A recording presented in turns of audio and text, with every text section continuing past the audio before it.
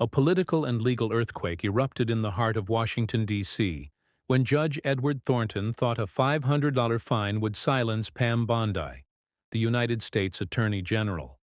He was gravely mistaken. Bondi, a seasoned attorney and fierce conservative, not only resisted, but counterattacked with an $800 million legal blow. At 59, Bondi isn't just the first woman to have served as Florida's Attorney General. She's now a national icon of uncompromising justice. This time, her target isn't the liberal media or drug traffickers, but a federal judge sitting on the bench of justice.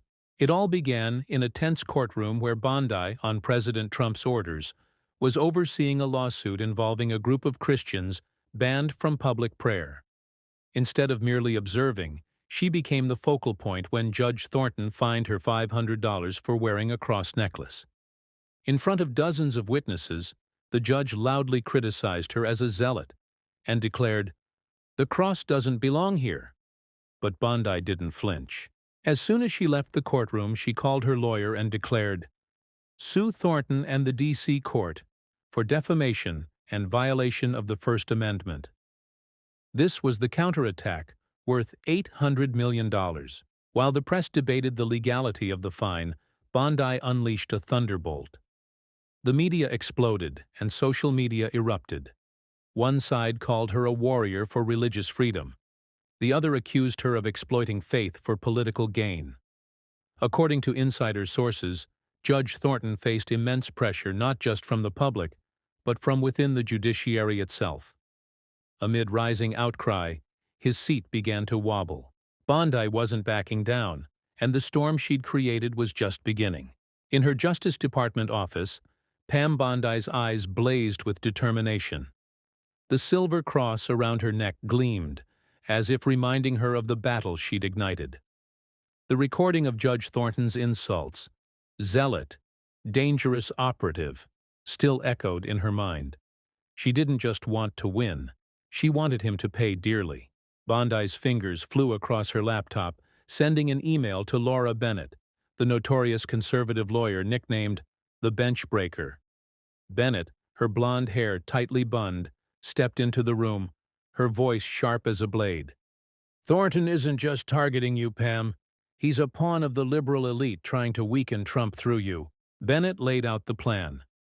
Charge Thornton with intentional defamation while suing the D.C. court for enabling anti-religious bias.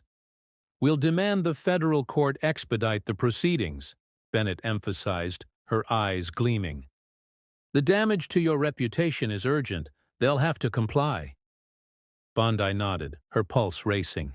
She wanted Thornton to feel the pressure she felt in that courtroom. Just 24 hours later, the federal court agreed, ordering Thornton to provide all related documents within 48 hours, a harsh deadline. Bondi didn't wait. She contacted Mike Rivera, a social media strategist from Trump's 2024 campaign. "Mike, make nice judge under fire go viral," she said over the phone. Rivera, with the speed of a hacker, coordinated with TikTokers and YouTubers, pushing the courtroom audio onto X.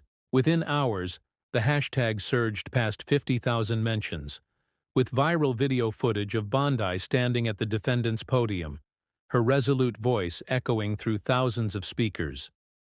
"Thornton thinks he's above the law," a TikToker commented, "but Bondi will show him justice." Meanwhile, in a dimly lit D.C. office, Thornton sat hunched behind his desk, his eyes panicked. News of the $800 million lawsuit flooded TV screens. He turned on his computer, hands trembling, scrambling for a response. "This is just an attorney's stunt," he muttered, but his voice lacked conviction. He called Judge Sarah Langley, a longtime ally with silver hair and a cold gaze. "Sarah, what does she have against me?" Thornton asked, his voice faltering. Langley, in another courtroom, whispered over the phone, "Calm down, Edward. I'll put pressure on the witnesses. She can't win without evidence." Thornton nodded, but sweat beaded on his forehead. Suddenly, an anonymous email landed in Bondi's inbox, sent by Nathan Cole, an IT staffer at the D.C. court. "I saw Thornton and Langley's emails," Cole wrote. attaching a PDF. Bondi opened the file, her heart pounding. It was a chain of emails between Thornton and Langley plotting to teach Bondi a lesson, to send a message to Trump. One line enraged her. Target her cross. It'll throw the conservatives into chaos. Bondi forwarded the email to Bennett, then to Rivera. Go public now, she ordered. Within hours, Fox News ran the headline. D.C. judge conspires to smear Attorney General. Judge under fire exploded, surpassing 100,000 mentions, with ex-users commenting, Thornton's done. Bondi's a legend. Thornton, watching the news at home, felt the floor collapse beneath him. He opened his laptop trying to delete emails from the court server, but a message popped up. System has saved copies. Cole, from the corner of the IT office, smiled discreetly, having just sent a tip to Clara Mendoza, an investigator with the D.C. Judicial Council. Mendoza, with 20 years of experience, received Cole's message and assembled her investigative team. If Thornton deletes evidence, he's violating federal law, she said, her voice firm. Meanwhile, Thornton's colleagues began distancing themselves. Ms. Carter, the court clerk, secretly photocopied her notebook, preparing to hand it to Bondi. Tom Hayes, a court officer, whispered to a colleague, Thornton was wrong. Bondi's doing the right thing. Bondi knew Thornton was terrified, and she wasn't done. Bennett walked in, placing a thick stack of documents on the table. The court just ordered a search of Thornton's office, she announced. We're about to get more evidence. Bondi nodded, her hand touching her cross. Mendoza stood in the D.C. District Court's archive room, fluorescent lights illuminating her stern face. With 20 years of investigative experience, she knew the leaked emails from Cole revealing Thornton and Langley's plot against Bondi were just the tip of the iceberg. Her hand glided over dusty file shelves, stopping at a locked iron box labeled Internal Records Thornton. Open it, Mendoza ordered her assistant, her voice low but sharp. Outside, the investigative team searched Thornton's office, the sound of footsteps and rustling papers echoing through the hallway. Bondi's $800 million lawsuit was shaking D.C., and Mendoza was determined to find evidence to crush him. Meanwhile, Bondi sat in her Justice Department office, her laptop screen glowing with hundreds of posts. She clicked on a new TikTok video, a young man reenacting Thornton yelling at her in court, captioned, Bondi's burning down the system. She smiled, but her eyes were icy. Rivera knocked on the door, holding a tablet. Carter just reached out. She has what we need, he said, his voice excited. Carter, the court clerk, had sent a brief message. 12 years of notes. Thornton targeted religion. Meet me tonight. Bondi nodded, adrenaline surging. She knew this fight wasn't just for her but for millions trampled by the judiciary. At a small cafe on the outskirts of D.C., Carter, her hair tightly bunned, slid a leather-bound notebook across the table to Bondi. Thornton find crosses. He jabbed anything tied to faith, she whispered, glancing around. But T-shirts with vulgar slogans? He laughed them off. The notebook listed dozens of cases. A man fined $400 for wearing a prayer pin. A Muslim woman warned for her headscarf. Bondi flipped through the pages, her fingers gripping the cover tightly.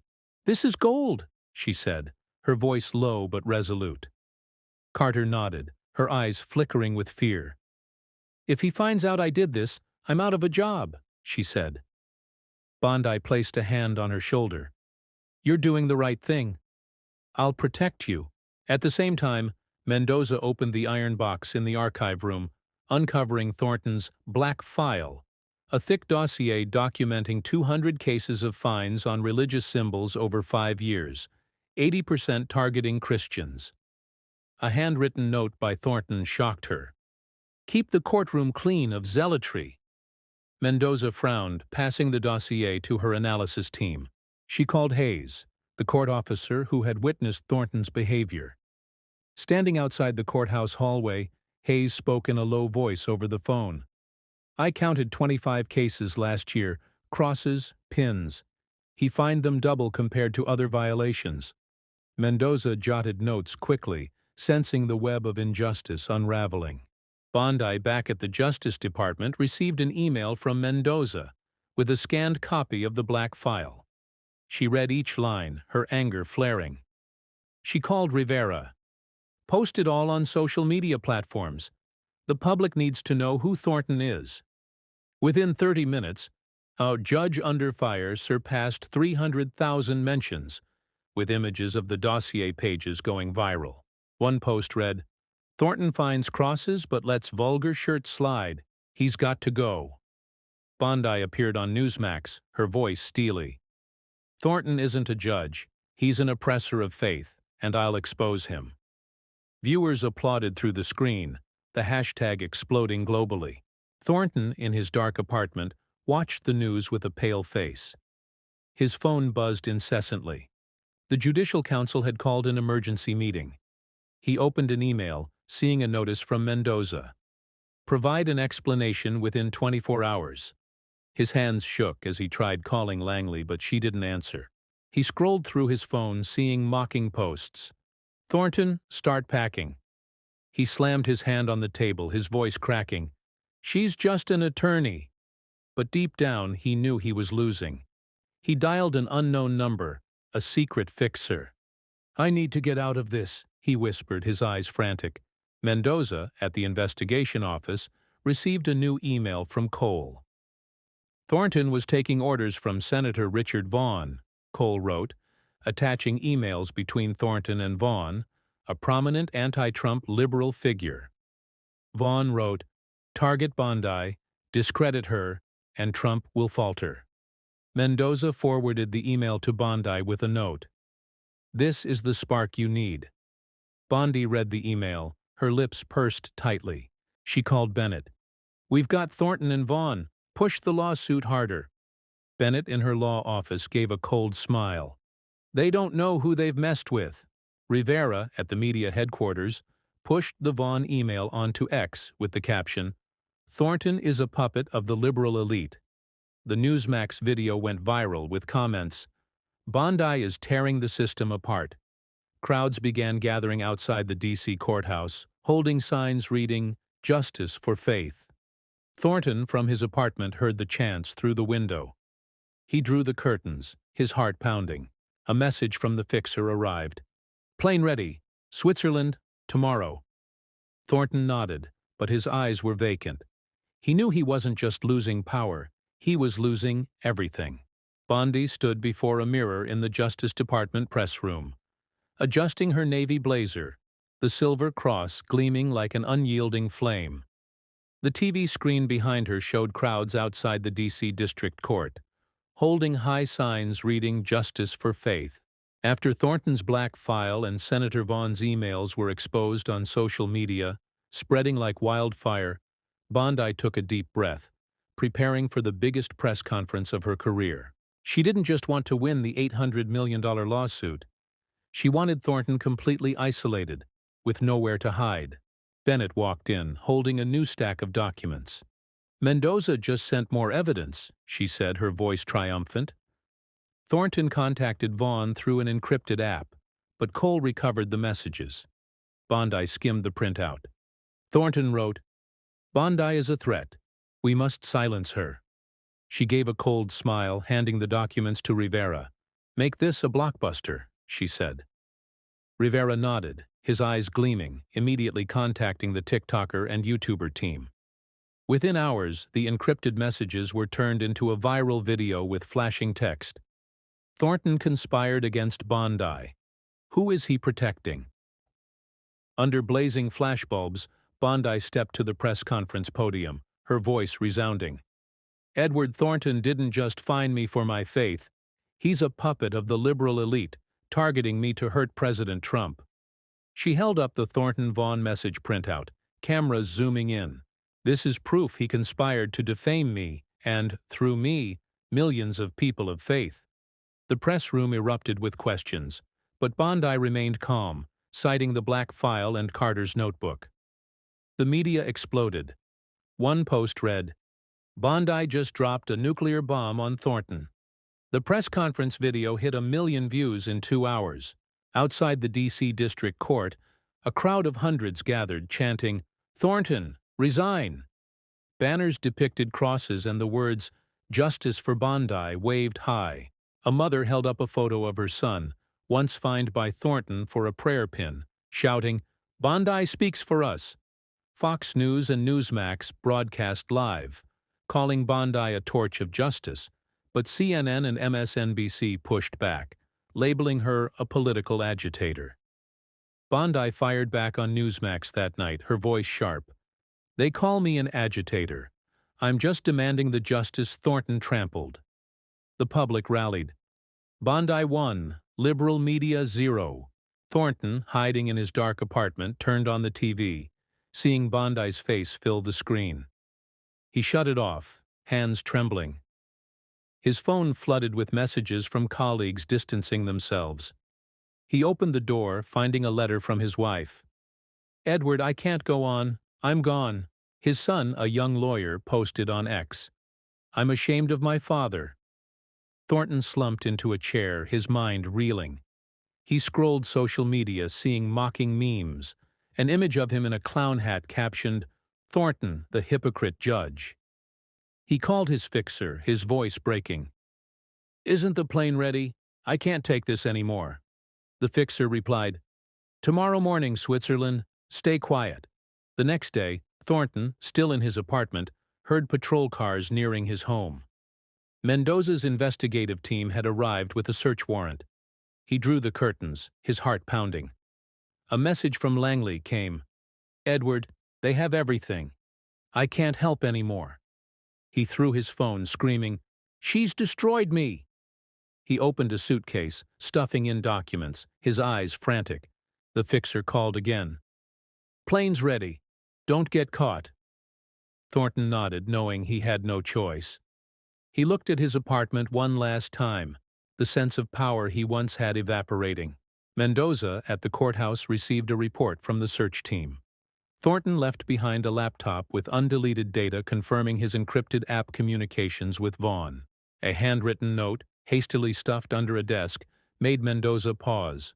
"Bondi's too strong. Must leave."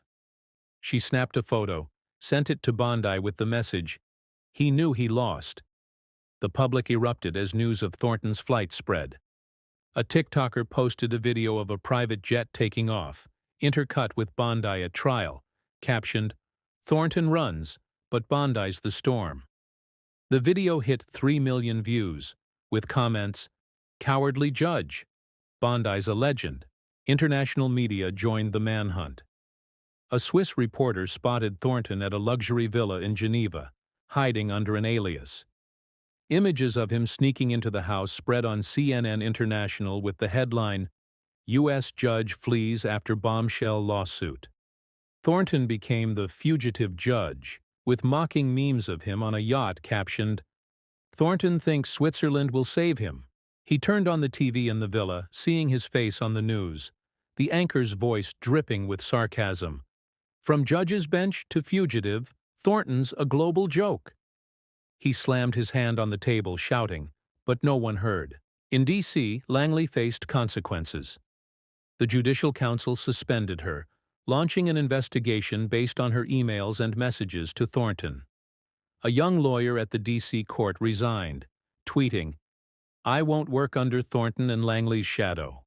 The D.C. court, once a symbol of power, now reeled in crisis, with other judges scrutinized for ties to the black file. Mendoza held a press conference, voice steely. "Thornton violated federal law. We'll bring him back."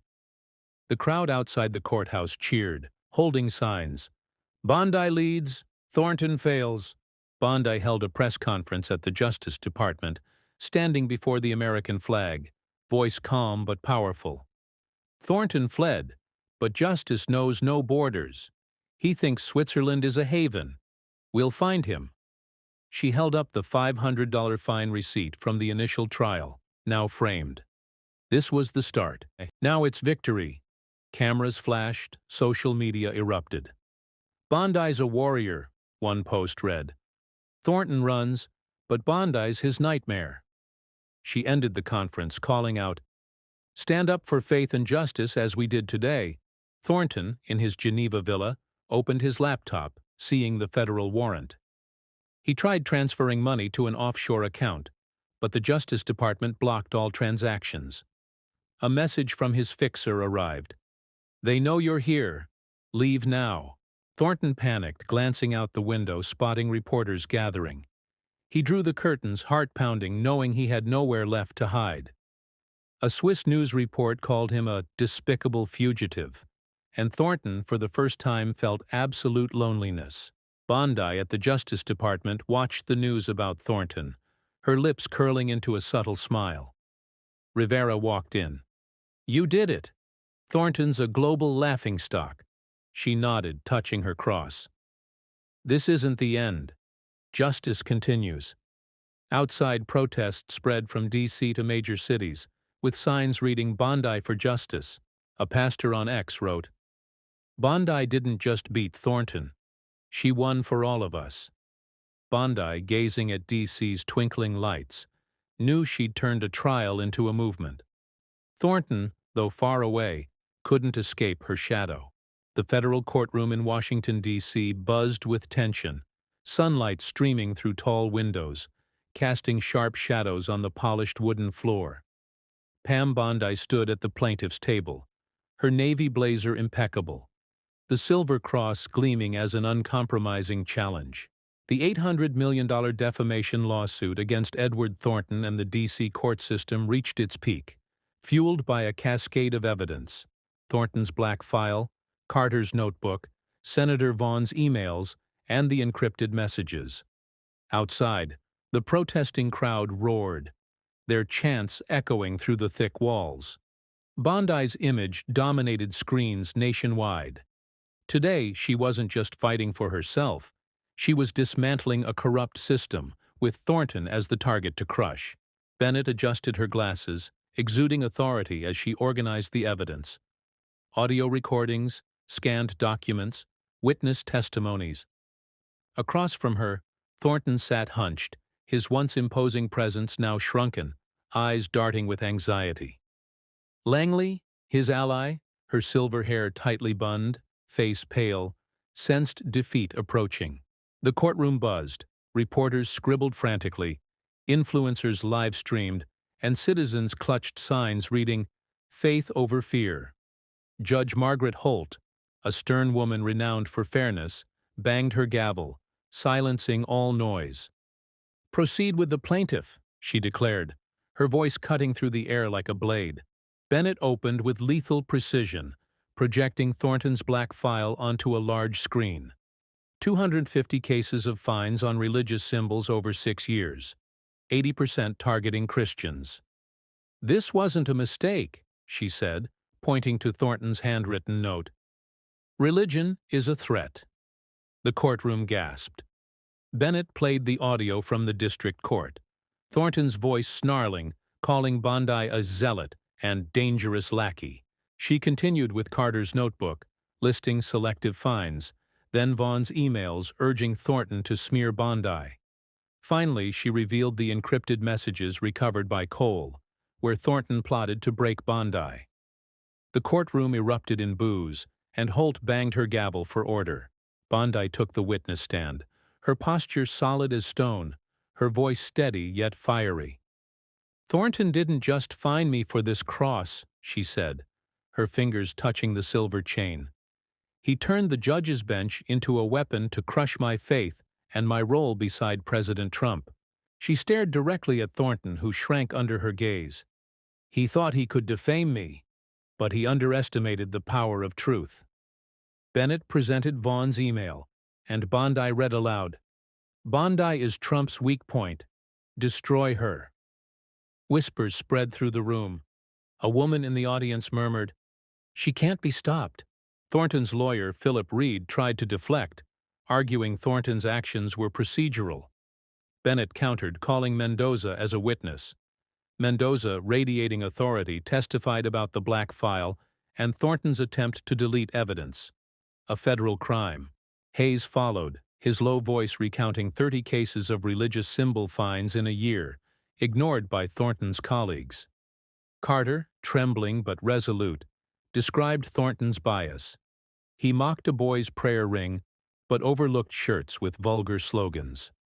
Cole, the whistleblower IT staffer, detailed recovering deleted messages, earning a nod from Bondi. Each witness tightened the noose around Thornton. Cross-examination began. Bennett called Thornton to the stand, and he stumbled forward, sweat beading on his forehead. "Did you target Ms. Bondi to undermine President Trump?" Bennett asked, her voice sharp as a sword. Thornton stammered, I was just staying neutral." Bondi, from the plaintiff's table, was permitted by Holt to stand. "Neutral?" she challenged, her voice booming like thunder. "You fined my cross but excused vulgar slogans. You took orders from Senator Vaughn to take me down. Why?" The courtroom held its breath. Thornton's face crumpled, his voice breaking. "I was pressured. Vaughn said it was strategy." Gasps echoed through the room. Holt's gavel stayed silent. Bennett pressed on, displaying Thornton's note. "Religion is a threat." "This is your neutrality?" she questioned. Thornton, cornered, broke into tears. "I didn't mean to. I was just following orders." The courtroom exploded, shouts of "Liar!" resounding. Bondi, unflinching, stepped forward. "You chose to defame me and countless others for their faith. You betrayed justice." Thornton collapsed into his chair, tears streaming, as Holt called for order. Langley, watching, covered her face, knowing her own trial loomed.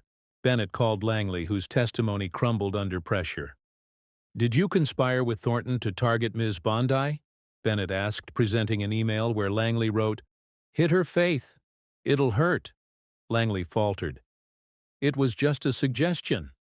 But Bennett countered with Cole's recovered messages, proving coordination.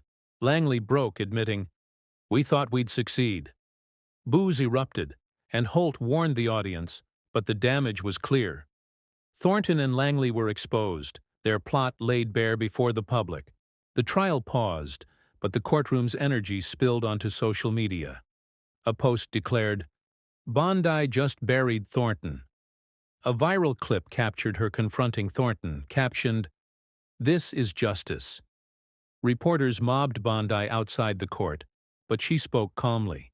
"This isn't just about me. It's about everyone Thornton silenced." Thornton, inside, sat alone, his lawyer whispering in panic. He knew the verdict was coming, bringing his complete downfall. Bondi returned to the Justice Department, greeted by applause from staff. Rivera rushed in, tablet glowing. "You're a legend. X is calling you the legal lioness." She smiled, but her mind was on the next step. Mendoza called. "Thornton's team is panicking. He might not show up tomorrow." Bondi nodded, touching her cross. "Let him hide. He can't escape." Trump texted, "You crushed it, Pam. Keep going." She smiled, knowing Thornton's downfall was sealed. Outside, protesters grew louder, their chants echoing through D.C. streets. A young man held a sign, "Bondi for Justice." A pastor live-streamed, praising her courage on X. A lawyer tweeted, "Thornton's career is over. Bondi rewrote the game." Bondi, scrolling through the posts, felt her mission surge. Thornton tried to destroy her, but she turned his hammer to dust.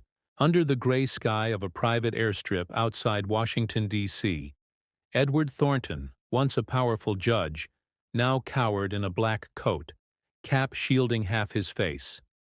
A small jet waited, engines humming, ready to whisk him to Switzerland, a country with no extradition treaty with the U.S. After the brutal federal trial where Pam Bondi crushed him with the black file, Senator Vaughn's emails, and unrelenting testimonies, Thornton knew he'd lost. Bondi's $800 million lawsuit didn't just destroy his reputation, it forced him to flee, turning him into an international laughingstock. Thornton boarded the plane, clutching a suitcase stuffed with documents and some cash. The fixer, a gaunt man named Silas Kane, closed the cabin door, whispering, "No one knows you're here. Stay quiet." Thornton nodded, but his eyes were hollow, his mind reeling with Bondi's image on the witness stand, her voice thundering, "You betrayed justice." He opened his phone, scrolling X one last time. A post hit him hard. His image mocked as a clown, captioned, "Thornton flees. Bondi wins." He shut off the device, chest heavy. The power he once held was now mere ashes. Meanwhile, at the Justice Department, Bondi sat in her office, soft light illuminating her face. She watched a trial clip, her confrontation with Thornton, viewed millions of times. Rivera knocked, voice excited. "Thornton's gone. Sources say he boarded a plane this morning." Bondi gave a cold smile. "Running won't escape justice." She touched the silver cross on her blazer, feeling strength from her supporters, Carter, Hayes, Cole, and the public. Mendoza called, voice firm. "We have a federal warrant. Thornton deleted evidence. Obstruction of justice." Bondi nodded. "Good. Bring him back." In D.C., Mendoza's investigative team searched Thornton's apartment, finding a laptop with undeleted data, confirming his encrypted app communications with Vaughn. A handwritten note, hastily stuffed under a desk, made Mendoza pause. "Bondi's too strong. Must leave." She snapped a photo, sent it to Bondi with the message, "He knew he lost." The public erupted as news of Thornton's flight spread. A TikToker posted a video of a private jet taking off, intercut with Bondi at trial, captioned, "Thornton runs, but Bondi's the storm." The video hit 3 million views with comments, "Cowardly judge. Bondi's a legend." International media joined the manhunt. A Swiss reporter spotted Thornton at a luxury villa in Geneva, hiding under an alias. Images of him sneaking into the house spread on CNN International with the headline, "U.S. Judge Flees After Bombshell Lawsuit." Thornton became the fugitive judge, with mocking memes of him on a yacht captioned, "Thornton thinks Switzerland will save him." He turned on the TV in the villa, seeing his face on the news, the anchor's voice dripping with sarcasm. "From judge's bench to fugitive, Thornton's a global joke." He slammed his hand on the table, shouting, but no one heard. In D.C., Langley faced consequences. The Judicial Council suspended her, launching an investigation based on her emails and messages to Thornton. A young lawyer at the D.C. court resigned, tweeting, "I won't work under Thornton and Langley's shadow." The D.C. court, once a symbol of power, now reeled in crisis, with other judges scrutinized for ties to the black file. Mendoza held a press conference, voice steely. "Thornton violated federal law. We'll bring him back." The crowd outside the courthouse cheered, holding signs. "Bondi leads. Thornton fails." Bondi held a press conference at the Justice Department, standing before the American flag, voice calm but powerful. "Thornton fled, but justice knows no borders. He thinks Switzerland is a haven. We'll find him." She held up the $500 fine receipt from the initial trial, now framed. This was the start. Now it's victory. Cameras flashed, social media erupted. "Bondi's a warrior," one post read. "Thornton runs, but Bondi's his nightmare." She ended the conference, calling out, "Stand up for faith and justice as we did today." Thornton, in his Geneva villa, opened his laptop, seeing the federal warrant. He tried transferring money to an offshore account, but the Justice Department blocked all transactions. A message from Kane arrived. "They know you're here. Leave now." Thornton panicked, glancing out the window, spotting reporters gathering. He drew the curtains, heart pounding, knowing he had nowhere left to hide. A Swiss news report called him a despicable fugitive, and Thornton for the first time felt absolute loneliness. Bondi at the Justice Department watched the news about Thornton, her lips curling into a subtle smile. Rivera walked in. "You did it. Thornton's a global laughingstock." She nodded, touching her cross. "This isn't the end. Justice continues." Outside protests spread from D.C. to major cities, with signs reading "Bondi for Justice." A pastor on X wrote, Bondi didn't just beat Thornton. She won for all of us. Bondi, gazing at DC's twinkling lights, knew she'd turned a trial into a movement. Thornton, though far away, couldn't escape her shadow. The $800 million defamation lawsuit didn't just crush Thornton. It sparked a judicial reform movement, with Pam Bondi as its figurehead. Posts about Bondi blazed across social media, spreading from D.C. to distant states, making her a symbol of justice and faith. Bennett walked in, a rare smile on her stern face. "The federal court just issued its ruling," she announced, handing over a document copy. "You won, Pam. Major damages, and the D.C. court must reform." The amount wasn't disclosed, but the ruling mandated the D.C. District Court to issue new regulations banning fines on religious symbols, unless they cause disruption, and requiring First Amendment training for all judges. Bondi read, smiling. "This is the start," she said, voice low but strong.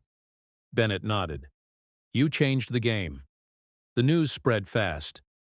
Fox News ran the headline, "Bondi wins big, Thornton flees." A pastor posted, "Bondi protected our faith." Rivera sent Bondi a globally viral trial video of her. Crowds gathered at a D.C. park where Christians, once sued for being banned from public prayer, now held a celebration. They invited Bondi to speak, displaying banners. "Freedom Park, thanks to Bondi." She stood on a wooden podium before hundreds, voice resounding. "Thornton wanted to crush faith, but we turned this park into a symbol of freedom." The crowd cheered, raising crosses and signs. Other states took action. Texas passed a law protecting religious symbols in courtrooms, citing Bondi's lawsuit. Florida and Ohio followed, mandating First Amendment training. Texas's governor tweeted, "Thank you, Bondi, for the fire of justice." The Justice Department, impressed by Bondi's victory, formalized her role as a leader in religious freedom initiatives. A young Ohio lawyer wrote, "You inspired me to open a free clinic for victims of religious discrimination." Bondi read, eyes shining, knowing her movement was growing. Mendoza, at the Judicial Council office, released a final report. Thornton violated federal law, and Langley was permanently removed. The D.C. court pledged transparent oversight, appointing a committee led by Mendoza. A young judge tweeted, "Bondi forced us to look at ourselves. The judiciary will be better." Support continued with posts. "Bondi didn't just win a lawsuit. She's reshaping justice." A TikToker created a video of D.C.'s Freedom Park glowing, intercut with Bondi speaking, captioned, "From Cross to Freedom." Bondi received an email from a young girl. "Thornton, find my prayer bracelet. You're my hero." She replied, "You're the hero for holding your faith." Rivera walked in, tablet glowing. "You started a revolution, Pam. Protests reached California." She nodded, looking at D.C.'s twinkling lights. Thornton might have fled, but his legacy, a biased system, was crumbling under her strength. She opened X, seeing a post from a law student. "I'm studying law because of Bondi. She proved justice is real." Pam Bondi stood at a podium in Congress, stage lights illuminating her face, the silver cross on her navy blazer a steadfast flame. Before lawmakers, she presented a plan for national judicial reform, voice echoing, "We must protect faith from unjust hammers." The $800 million lawsuit against Edward Thornton didn't just defeat him. It ignited a wave of change from D.C.'s Freedom Park to distant states. Social media erupted, calling her the unquenchable torch. Bondi, once a prosecutor and Florida's Attorney General, was now a symbol leading the future of justice. In the auditorium, Claire Donovan, a congresswoman, stood clapping, eyes shining with pride.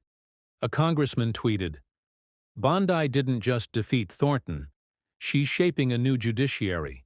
Bondi concluded her speech emphasizing, "Justice doesn't stop when the guilty flee."